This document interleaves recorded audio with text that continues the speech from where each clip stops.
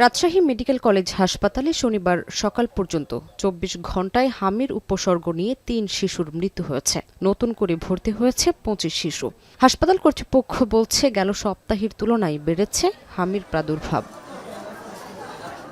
দুপুরে হাসপাতালের মুখপাত্র ডাক্তার শঙ্কর কে বিশ্বাস জানান, আগামীকাল ৩০টি ওয়ার্ডের ইপিআই কেন্দ্র থেকে শিশুদের টিকা দেওয়া হবে। সিটি কর্পোরেশনের মজুদ দিয়ে ৮,০০০ শিশুকে হামির টিকা দেওয়া সম্ভব বলে জানান তিনি। টিকা সরকারের মাধ্যমে আসবে, এটা সিভিল সার্জন মহোদয়ের কাছে আসবে, আমরা সেখান থেকে নিতে পারবো। আর আমার কাছে স্টকে অলরেডি ৮,০০০ টিকা আছে।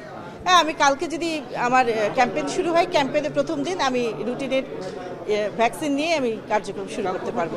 আমাদের আইসিইউ সজ্জার উপরে চাপ কমানোর জন্য রাজশাহীতেই আমাদের যে ন্যাশনাল হার্ট ফাউন্ডেশন এবং রিসার্চ ইনস্টিটিউট হাসপাতাল রয়েছে, সেখানে কিন্তু নন মিজেলস অর্থাৎ হামের উপসর্গ ব্যতীত যে শিশু রোগীগুলো রয়েছে আইসিইউতে, তাদেরকে স্থানান্তর করেছি। হামির উপসর্গ নিয়ে শনিবার সকাল পর্যন্ত ২৪ ঘণ্টায় কুষ্টিয়ায় ২ শিশুর মৃত্যু হয়েছে। এ নিয়ে জেলায় হামির উপসর্গ নিয়ে ৪ জনের মৃত্যু হলো। সিভিল সার্জন অফিস জানিয়েছে, ৩০০-র বেশি শিশু হামির উপসর্গ নিয়ে জেলার বিভিন্ন হাসপাতালে ভর্তি।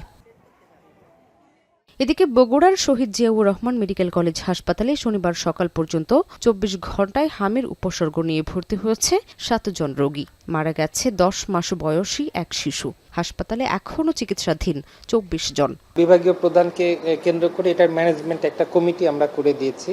একই সাথে আমরা প্রথমে ১০ শয্যার আইসোলেশন ওয়ার্ড চালু করেছিলাম, এখন সেটাকে বৃদ্ধি করে আমরা ৩০ শয্যার নতুন আইসোলেশন ওয়ার্ড চালু করেছি। এছাড়া হামির সংক্রমণ বাড়ছে টাঙ্গাইলেও। জেলার বিভিন্ন হাসপাতালে ভর্তি আছেন ৫৯ জন। গেল ২ দিনে মৃত্যু হয়েছে ২ শিশুর।